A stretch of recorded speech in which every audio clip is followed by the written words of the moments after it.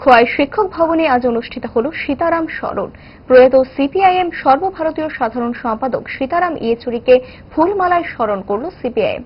খোয়াইয়ের শিক্ষক ভবনে আয়োজিত এই স্মরণ সভায় উপস্থিত ছিলেন দলের পলিট ব্যুরোর সদস্য জিতেন্দ্র চৌধুরী সহ অন্যান্য দলীয় নেতৃত্ব। আমাদের ভারতীয় গণতন্ত্র, ভারতীয় ধর্মনিরপেক্ষ সমাজ যে সমূহ বিপদের সম্মুখীন এবং এটা আরো বেশি ভয়ঙ্কর চেহারা, আরো বেশি বিষধর ভূমিকা নিয়ে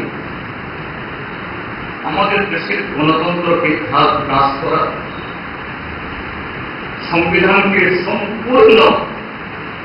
উল্টে ফেলা এবং দীর্ঘ 200 বছর লড়াই করে এই ভারতবর্ষে যে স্বাধীনতা অর্জন করেছি এবং সেই স্বাধীনতার লড়াইয়ের মধ্য দিয়ে যে ধর্মনিরপেক্ষ বহুত্ববাদী